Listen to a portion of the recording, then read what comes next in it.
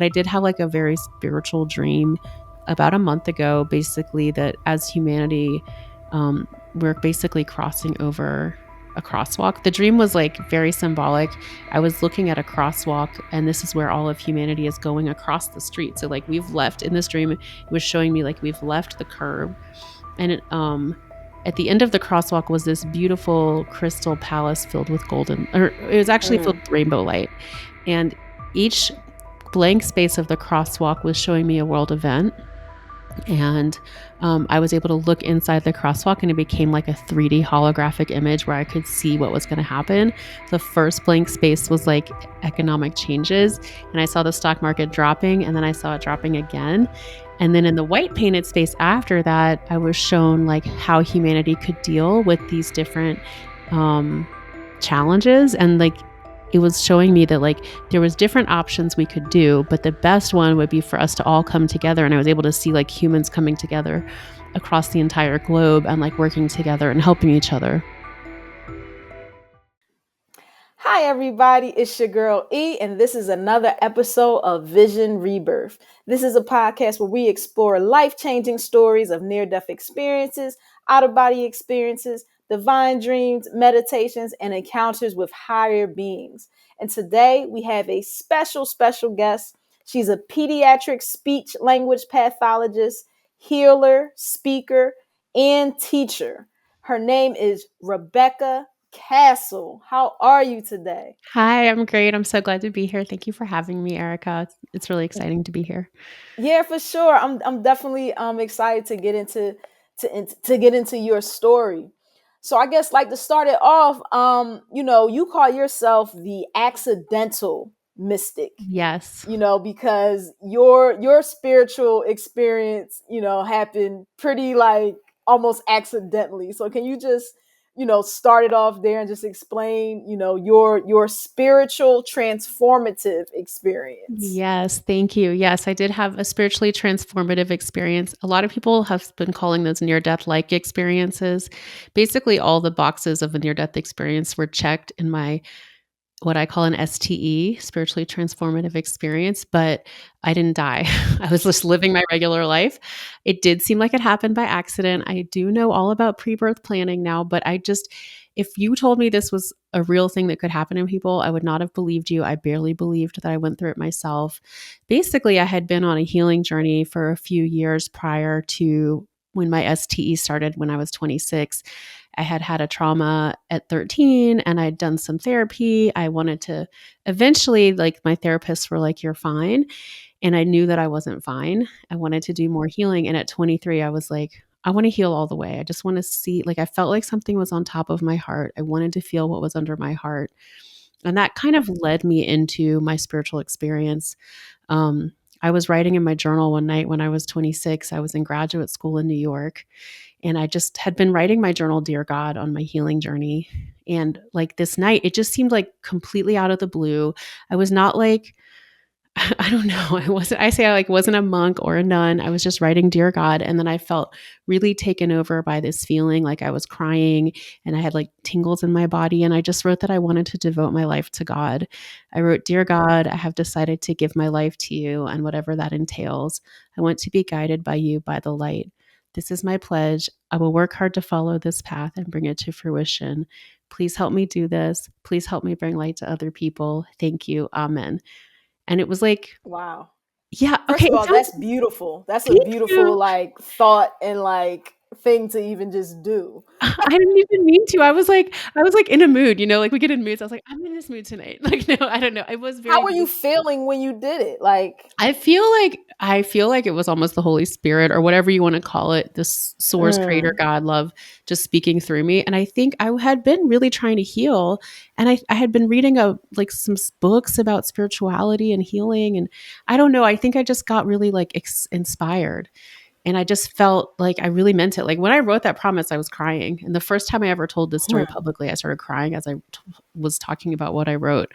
But it still didn't seem like me writing that would lead to this 2-year spiritual experience that I had after that. Like it would like, you would just think like God would be like, cool, that's great. Like, awesome.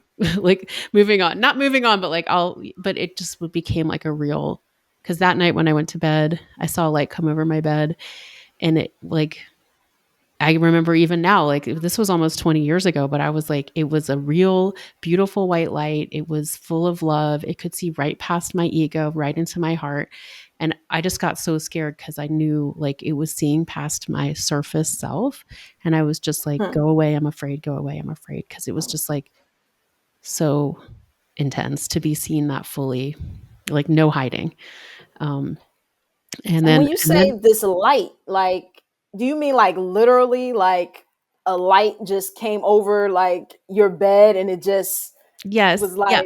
like the sun almost, except it, of course, it wasn't blinding or It something? wasn't blinding, but it was like a white light, and it just kind of moved from the end of my room to right over me, and I just watched it coming up from the edge of my room to like over me in the bed, and I was laying there like, That would freak me out. right? 'Cause it's like you like make I wrote this thing. It honestly took me several weeks. I had to talk to a friend like to realize that I actually connected the two, like make what I wrote actually led to this seeing this light because I didn't understand why I was seeing this stuff for a while. I was like that unspiritual. I was just like didn't even that's why I call myself the accidental mystic. Why do So you think it happened for you that way? that's a really good question. People ask me that a lot. I think honestly, I've come to believe I was really traumatized. And I think Hmm. partially I was a little bit on the other side. Like I started seeing auras around people in high school because I think I was just so like kind of disembodied.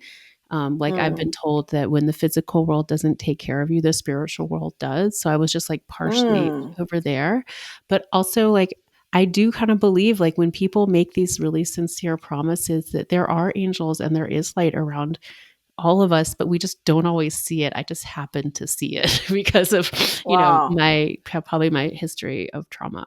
But it was like absolutely real, way more real than a light you turn on in the room. It was like seeing my soul. It was like a spiritual level of seeing, which was very different than So this regular. light comes into your room, you're laying down, like, and you're scared, but like what happens? Like, does it eventually go away? Does it like Great question. speak to you? Yes, it's a really good question. I was like, "Go away, go away, go away." I was, like, tensing up, like, "Go away." Like, that was not nice. Like, I know people now, they're like, "Why didn't you, like, just welcome it in?" I was like, "Wait till it happens to you."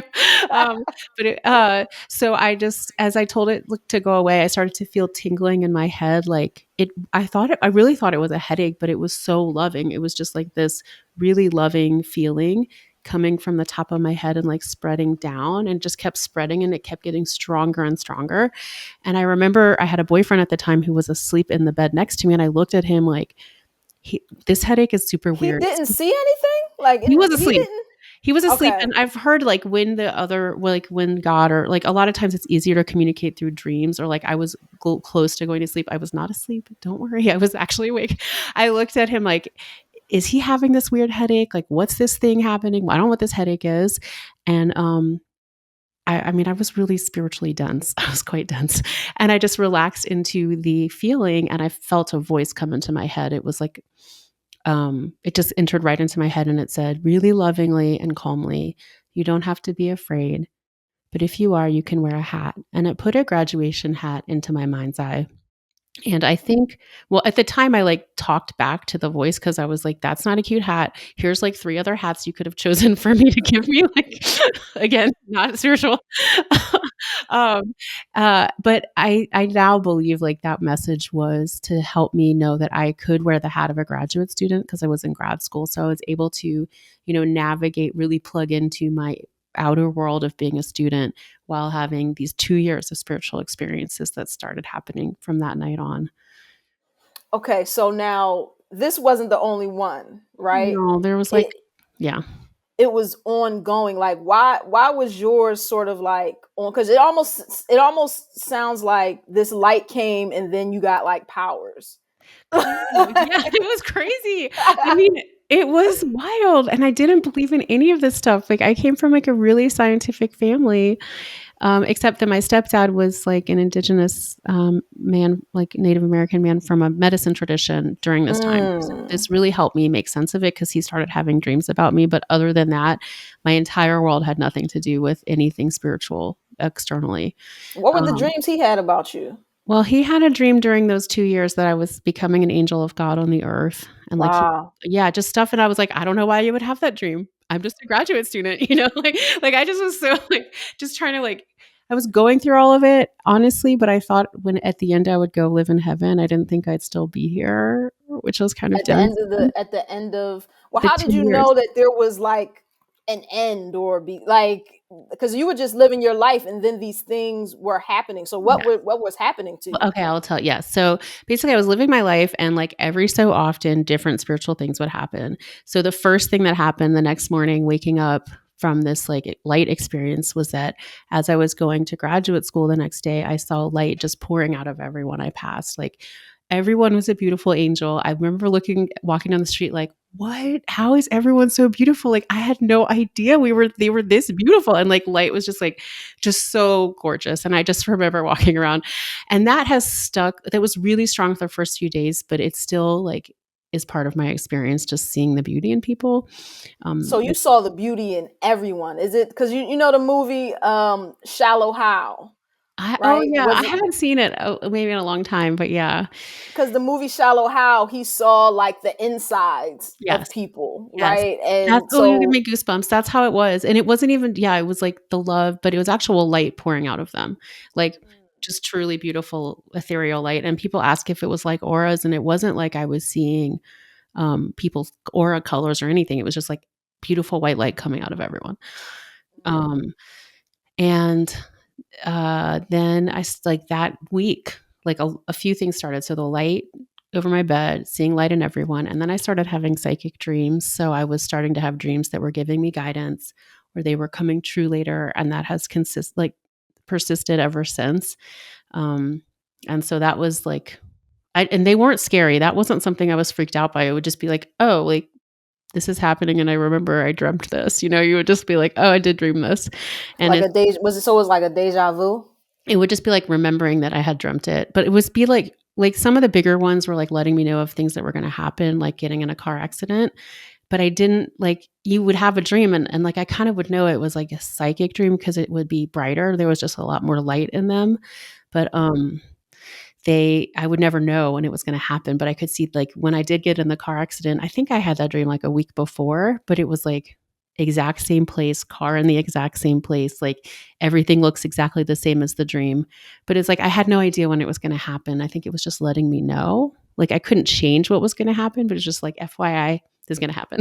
Like you were seeing like glimpses of the future. Yeah, and sometimes about my Interesting. friends or I was also having guidance streams from, like, like, about things I needed to do in my life, like, mostly mending relationships. I had some dreams that I needed to mend a relationship with someone during that time, um, and I just knew to listen. It just felt so strong that I just knew I knew just, like, internally, wordlessly that my heart was, like, going through something. It was basically anything that had been not in alignment with the light, with love, with God was like getting cleared out and like cleaned out so I could live in alignment with my promise. I wasn't a bad person before this. I had just like not been as aligned with the light, I guess, until I made this promise. And then it was like, okay, check, check, check. You got to fix these other things now. So, yeah. Other stuff that happened I started feeling angels around me, like as real people. Like I've noticed them like next to me at either shoulder when I was making choices, when they were just So kind of there were guiding. angels on like both of your shoulders. Yeah, especially I noticed it like I feel like they were around me a lot. I think they're always around all of us. We just don't notice it or we don't always need to notice it. But like I was going to go study abroad and was picking up the pen to sign up to do that. And I felt like two really tall angels at either shoulder, just wordlessly telling me like I shouldn't do that. And I just knew it was like, okay, I can't do that. And I think sometimes when we get those, like, I know, like knowings, what's actually happening is like your angels are with you guiding you, but you don't always feel it. Like I really do think like we're all having these kind of experiences. It's just not always as like conscious as it was for me during those couple years. Yeah. What did the angels look like? Was it like, you know how like on shows it's like, oh, it's like the good angel on one side, the bad angel on one Yeah. side, and like they're So arguing with each other? this was more yeah, right? I mean, I kinda do think these angels, I just felt them. So I haven't always seen them. I did see some, especially one during that couple years. Basically, my vibration was so high that I was like, I don't, there are people that see them all the time, like Lorna Byrne and other people. I just feel them or hear them. But I know what the frequency is like and what it feels like because of my STE. But the one time I did see one, I was really relaxed. Again, like if you're trying to have spiritual experiences, it's good to be like super calm and tuned in with love and like peaceful. And then it's more And that's the likely. frequency that you were on. Yeah, I think so. And I was just like, I saw this like rainbow swirly, like wavy thing go around. And my friend who had a near death experience said, "Oh, yeah, that's what the angels look like. They look like little swirly, light filled rainbows." I don't know. I just remember seeing that. But I mean, other people see like angels with wings. And I've definitely had dreams like that, but I haven't always seen them with my regular eyes. The one time I did was in that one dream that ended my 2-year experience. And he was just very, very beautiful, like physically gorgeous. And but it Was was that most was that Jonathan? yes. Okay, Yeah, okay, and I don't know why okay. his name was Jonathan. I don't even know why. I really just thought he was so real, and he was like I was 28. Literally, I waited, like, years to meet this guy. I was like, "He's gonna come get me. I'm gonna leave this earth," like, but, like, Like that's you gonna be never my man. yeah. But it is basically like I think God works with us like how we understand it. And at the time I was a single woman, like it made a lot more sense for this like handsome guy to talk to me in my room than like some other stuff might make sense to other people. But that made sense to me. So yeah, he was very like just handsome and beautiful and just but the biggest part of that was that he was full of love. Just full of love for me, so simple like it felt very like I felt very vulnerable in like how seen I was, but also just how loved I was exactly as I was. And that's like that love that is just beyond anything we can really understand, but it's there for all of us. So that And was what did he say to you? What did Jonathan say to you? so this was how I knew my experience had ended because this was after around the 2-year mark. It was around 2 years. I was having this dream that I was talking to this very beautiful, glowing person. And we were in my room and I was saying things like, life is hard. I don't know why I'm here. I don't know what I'm doing. And I was really just complaining, even though I'd have these 2 years of beautiful spiritual experiences. And he was like, life is amazing. You need to go out and have a great life. Go have adventures. Like, look how great life is. This is exciting that you're alive. And it was just so, and like, as he was saying these words, like all this love was just coming into my heart. And I just felt my heart like open so much and feel so much love. And I was like, when am I gonna meet you? What's your name? And I just was like, wow, this is amazing. He was like, my name's Jonathan. You'll meet me when you finish swimming. And again, there was like no judgment. I honestly think I was supposed to think that because it kept me on the earth, like thinking that I was gonna meet a real person like that. Yeah. But he was like, you'll But meet you me. but I don't understand because you met him. Like you were talking to him. Like you were talking to him like we're talking, right? Yeah, like in my dream though, not in Oh, a real okay. Gotcha. it Gotcha. was like one of those super bright dreams, like an extremely memorable dream, like probably the most memorable dream I've ever had. And at the end of the dream, he's like, "You'll meet me when you finish swimming." And then the dream shifted from me talking to him in my room to me being lowered from a big ship down into the ocean, and I just had to start swimming out alone into the ocean. And now that I remember it, the ocean, I think it was nighttime when I was lowered down. So it's just an interesting metaphor. Like talking to him in my room, it was like full of light, so bright. And then it was like the ship was like, I'm going into the ocean at night. And then I had to start swimming out by myself. When I woke up the next morning, it was like the weirdest feeling. If it was like all the light was gone. Like for those 2 years, I just felt totally surrounded, totally held. And I didn't even realize how much light I'd been living in or how much like I felt the angels around me all the time. And then it was just like they were totally gone. And I was like, Why did it stop like that? well, I think I was supposed to stay here. And I think the Mhm. metaphor like this, you need to learn how to you'll meet me when you finish swimming. Like I needed to learn how to have all of that spiritual knowledge and have it come through me as a person. And I Ah. think I wasn't supposed to have it the rest of my life. I have learned how to connect with it. And that's a huge part of my teaching now is I had like a real knowledge of this beautiful spiritual world. And I've spent 15 years since then, now even longer, thinking and like deciding, A, was this real? B, like, how could I reconnect with it in a healthy way? And then I spent a lot of time talking about it. And I think that was the whole purpose, was that I can Mm. share about it and be like, okay, guys, like this is real, or y'all, like this is real. Let me tell you how I think it and how I've learned how to reconnect with it. And so that's just a lot of what I do. Now, you also had sort of an opposite experience in what I know, like we call, like in my family and just people I know, like the devil's on your back when you get that sleep paralysis, and it's Is that like what they call it? Ah, yeah, that's what we call it. Like we call it like the devil's on your back and you can't move, and then it's like this thing trying to get you. that You is a real experienced thing. that. Yeah, I've experienced that too. I'm so sorry. I haven't, thank God I haven't experienced that in a long time, but I have experienced it, and it is super like creepy and scary It's so intense. I'm when it sorry. happens. Can you explain what that is and just I'll tell why you. it happens? Yeah, and I would tell you definitely just my perspective on it. A lot of people do wanna know about this part because a lot of us have had that, and I love that Yeah. saying "devil's on your back" because that's how it felt. So after my trauma when I was 13, I take any perspective, I think it's interesting. I think it could have just been traumatic memories. I think it could have actually been demonic spirits, like, whatever it was, I was terrified of it. So I would be, like, pa in sleep paralysis, and I'd be awakened, and I wouldn't be able to move, and, like, these shadowy things would circle me, and I would be Mm-hmm. terrified of them. Sometimes I would hear, like, "ee," like, screeching noises. That was really, really scary, and the fear would just grow stronger and stronger, and, when the fear is stronger, they get It stronger. goes, yeah. So I just lived with these nightmares from when I was 13, like, till I was 26 when my spiritual experience started. But it was like they would always be around. Like, I would have they would come and go and get stronger and weaker, like, sometimes under more stress, the nightmares would be worse. But at the same time, like, I was still, like, in the real world, I was, like, hurting people. Like, I was not being that happy. I was, like, really sad, but I'd just been very traumatized. So I wouldn't say like, "Oh, that person's possessed." It was more like, "Wow, this person has been really wounded. Like, how can we bring them Mm. back into love and to light?"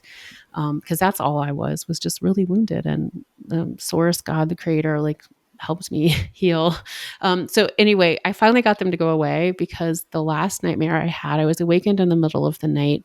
This shadowy thing was circling me, and in this one, it was trying to poke my heart and enter my heart. And I just, like, looked at it, and I was, like, sitting up outside my body at this point, and I just, like, "Oh, I'm not afraid of you." And I looked right at it, and I was like, "You can't hurt me. God lives in me and works through me." And I just said that, "You can't hurt me. God lives in me and works through me." And I felt so much faith and so much peace knowing that God was with me that the nightmare went away, and they literally never, ever, ever, ever, ever came back.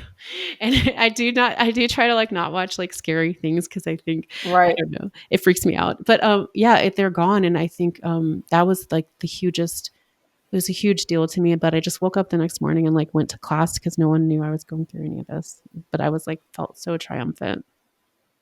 Now, now currently you do healing with people. Yeah. So can you explain that and how you're even able to do that? Yeah, so I would say one thing I learned and that my stepdad really insisted on is that I don't do the healing. I'm just a conduit for the divine and for God. God does the healing. Mm. He really taught me that, and I believe that. So, but when I do sessions, I now call them sacred soul sessions, and they're basically combined reading, healing, and coaching sessions. And I'm guided by spirit, by the angels, by God, and, like, just um to take people wherever they need. So some people need to hear a lot of messages, other people need, like, healing, and I basically just trust and follow the guidance, to where what they really need. But the truth is, like, a lot of the healing is just knowing how loved you are, and if I can bring that love to Mm. you, that's the healing. That was my big healing. I finally knew I was really loved. So, Now, it's pretty simple. how do you get into that mode though? Because is that like channeling and like so? Do you like Yeah, it kind meditate of really is. hard? Yeah, I mean, Like, it's a good question. So, like, honestly, I know what it's like just because of my experience. I know what those angels feel like, and I know. So I do meditations. I do basically what I do when I do any session or any kind of connecting. I don't necessarily call it. I sometimes call it channeling, but I just say, "Oh, I'm just going to I'm going to hear what they say." It just to me, it's like, "Oh, I'm hearing what they say," like what the angels say. And so I start with a meditation, breathing light through my body, like white golden light that comes from heaven, goes through my body down into the earth. And then I just like feel that like brightening my heart. And then I bring it to my heart into a bubble around me. And then I invite the angels and the guides in, or source, God. And then I hear it. Like I don't live like this all the time. I kind of like, I told my coworker today, my regular job, I was like, oh yeah, it's off most of the time. Like I try to turn it off and just like live a life. And then when I do a session, I like do this thing and then I invite them in and hear them, because I do think I have a tendency to escape. And Mm. especially after my spiritual experience, I just didn't want to be here. I wanted to go only be with the angels and I didn't know how. And so I have to really be mindful about being balanced and like living a normal life and being like, okay, I'm going to do my spiritual stuff now. Let me tune in. Okay, cool. Thank you guys. Bye. Like turn it off. So Wow. yeah. And so like regular people can do this too. They have to like get into that mode of like really feeling love and really feeling light. And Yeah. I'm reading this book called like The Physics of Consciousness, and Yes. it says something about lessening when you meditate, sort of lessening the I. Yeah. Like, Ooh, I love that. That's yeah, like beautiful. lessening the I in everything you're doing, because you're not really your thoughts and everything. Yeah, Um that's amazing. That's what definitely I would say. It really is like to use like the still small voice. It is like I quiet, like I actively have learned what my own thoughts sound like, the I, like you said, versus what spirit sounds like, what the angels sound like, and how they feel, which I know from my experience. Whenever people are like, how do you know? I'm like, I had a 2-year experience where I felt angels around me all the time. That's how I know what they sound like. But any of us can do this because it really is an inborn, innate quality in us. Like, I think we're all connected to the divine. We come from the divine. And it is just, yeah, like getting a little bit out of this world, this physical world, and tuning in more to that heavenly realm. And it'll just feel like love. That's how you know. It will feel loving and peaceful and joyful and uplifting. And it's just, it's not that complicated. I just think we haven't learned how to do it, and we've lived a life so removed from it that it seems like a big deal, but it's really not. And it gets stronger. The more you do it, it's like a muscle that you work and work out, and then you're like, "Oh, okay, like that's what it's like." Now it's getting easier and easier. Like I've been doing these sessions for several years, and like the more I do them, like the easier it is for me to be like, oh yeah, yes, yes. And if I'm tired, stressed, or I have a bias, like I want to talk with the person and tell them what I really think instead of tuning in. So I do have to like make sure I'm mindful about my sessions, but it's a gift. It's an honor. It's a real honor to do those for people. And everyone can do it. Just yes, everyone can do it. Now, how can people act from the heart versus the mind? Honestly, when that's, I think, such a great question. I think it's a huge part of uh, our world right now and changing our world. And that's how I had my spiritual experience. I wanted to feel my heart. I felt like Mm, there was something on it. I had lived a very mental life, yeah. like this is how I'm going to deal with the world because what was in my heart was so painful. But then when I was like, I just want to feel my heart, and I started like I really just brought my awareness to my heart center and just started to try to feel what was there. And I still need to do that. I mean, I still have stuff I work on, and like anything that's covering up the love that's already there, because that's really our connection to the creator. You can basically learn everything you need to know in your heart. Like there's so much spiritual knowledge as you connect to that. So I think you just honestly bring your actual like mind into your heart and like try to feel what's there. You can do obviously meditation and prayer, breathing, like anything that brings you out of your mind and like quiets your mind, and you can just bring your awareness down. I think that's huge. And knowing like what makes you feel love. I think a huge part for me was like I didn't know what I was feeling when after I was Mm. traumatized. Like a lot of I don't know, I don't think I'm the only one. Like I had no idea. When my therapist would be like, "How are you feeling?" I would be like, "What?" I don't even know You'd what be that like means. numb. Like a lot of people are numb. Yeah, and we've had to numb ourselves. Our world is hard, but we heal our world by healing ourselves. And I think like as we're brave and we can feel our feelings, like we can really heal through them. So getting aware of what you really feel and like not being afraid of feeling how you really feel. Even if someone's telling you should feel a different way, like what you really feel is your heart's truth, and working through those feelings into the love that's underneath it. because underneath all of that is love, but you have to get through the feelings first. So Mm. I would say Now, that's true. I don't know. Well, I you might, no, that was beautiful. I definitely think that that helps. yeah. Now, we're in a very interesting time. Like, all the, NDEers I talk to and spiritualists, they all say like this is the best time to be on earth, and the great shift, the spiritual awakening, the ascension is happening now. Can you describe that and like why it's so important at this point right now? It's so wild. There's just so many people talking about it in this community, as you know. And I think Yeah. I totally believe it. And I can just believe it from my own experience in like meeting with people that I do sessions for. They're starting to have spiritual experiences and no one knows it about them. Or, some people are very brave and open and share about them. Like, well, you having this podcast. And I think it's just there's a shift happening. It's to me, it's like human evolution. Like this is really who we are. We're not just mind, we're not just body, we're mind, body, and spirit. And like this is the Right. next level.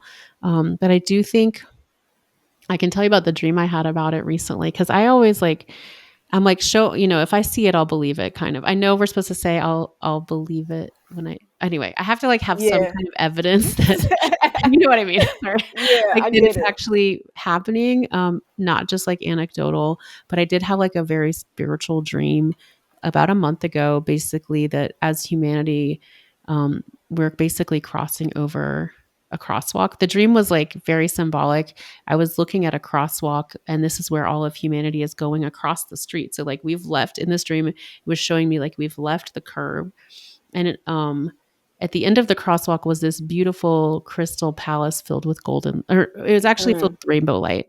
And each blank space of the crosswalk was showing me a world event. And I was able to look inside the crosswalk and it became like a 3D holographic image where I could see what was going to happen. The first blank space was like economic changes. And I saw the stock market dropping and then I saw it dropping again.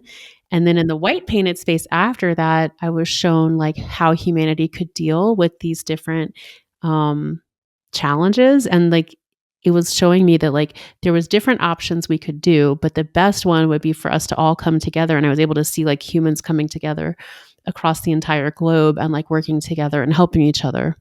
And it was really beautiful. And it was like I got the impression in the dream like the majority of us would do this, would come together and help each other, and then we could go to the next step. There was two more spaces, like blank spaces followed by the white painted space. And they were two more big world events that I do not remember. I remember being in the dream, like, I'll remember these. I looked so intently, like I went into these different things and I was like, I'll remember them. They seem intense. And I don't remember them at all, but I think maybe I wasn't supposed to because it's kind of like, I think it brings up a lot of fear to talk about these. And that's not the point. Was in the space that was painted, we could all come together and like, it seemed like we would, and do a great job. And like at the end, as we went through these different events, there was like this huge palace with that light, and like I entered into the palace in the dream and like was filled with this beautiful rainbow light. I felt so peaceful and joyful. And then at the end of the dream, I walked back out to the crosswalk to help them cross. And no, I was not on psychedelics. This was I'm just like anyone watching is like she's crazy. I don't know. But I have heard, people who have had near death experiences talk about this big solar flash moment. They talk about like this light coming down to earth for like several days where we suddenly all become like massively psychic, and that's the ascension point. Um, and I don't know, there's lots of different theories on that, but that to me was like the closest evidence or spiritual knowledge I had about our changes as humanity. But at the end of all these changes, as we come together more and more, there is like a beautiful outcome where we are just living in the light, it seemed like. So like light beings. Yeah. yeah, so it was really, really cool. And I don't know how long that will be. I don't know what the other events are. Number one lesson, let's all get along and help each other out.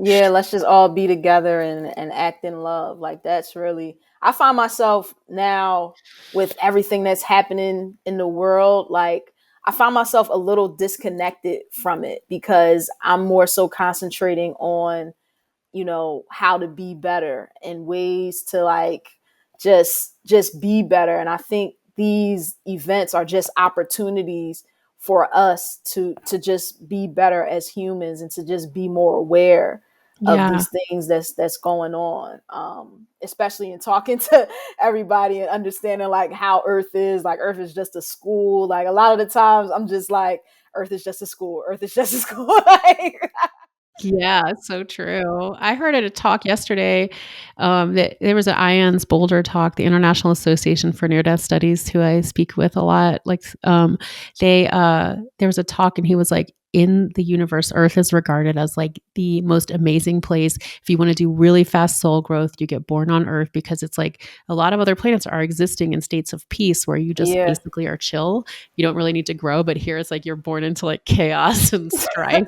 And it's not, I mean, it's funny kind of, but it's horrible to go through some of the stuff you and I'm sure you and I have both gone through and stuff people around yeah, the world are going through, but you heal so deeply and like we have opportunities to really like rise to challenges that we wouldn't get other places according to some people who seem like they know yeah. stuff. So Yeah, honestly that's what I hear too. That's what I just always tell myself. Like, this is just a school. This is just a school. it's cool. Just as cool. I'm going to make straight A's, I promise. Right, right, right.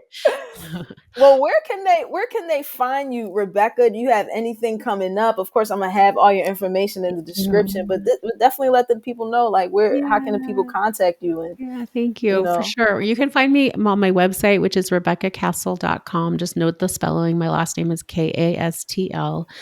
And I have a lot of openings in June for my Sacred Soul sessions because I work at a school and I'll be off for the summer. So I've opened up a Okay. lot of that month if anyone wants to come. I'll So have Sacred Soul Sessions, what can you just tell people like what that That's is? just the combination, like, it's like reading, healing, coaching as guided by spirit. So, like, you might book a session and, like, you have some pain and we'll do a lot more healing than reading, but you'll get all of it in one session. So I just, Okay. like it just seemed like sometimes I was doing readings, but actually the person needed healing and, like and I prayed about it a lot, and I was guided to offer these kind of combination sessions where it's all in one. But if you're like, "I really mostly want messages," and a lot of people do, I'll just Mm, I'm like spending more time with the kind of hearing what their angels are saying.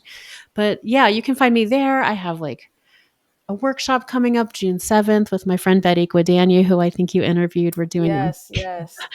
yes, she's awesome. Connect to your spirit squad. So we'll be teaching people how to connect. I'm also, if you're in Colorado, I'm going to be doing a live angel message on June 14th. So I'll put that on my website too. So you'll go to my website. You'll see I'm going to be speaking at IANS in August. So that'll be in Chicago. Speaking in New York in June. There's all the kinds of stuff. I used to not Wow, talk look about at this. I was like, you. yeah, I was like, I never want to talk about this story. I'm way too scared to share it. Now I'm just like sharing it and going and doing it. So yeah. Well, I want to thank you so much for this conversation and this interview because I definitely think it helps people. I know it helped me anytime I have these conversations with everyone. So I definitely want to thank you for that. And this is E, and this is Vision Rebirth. And cut.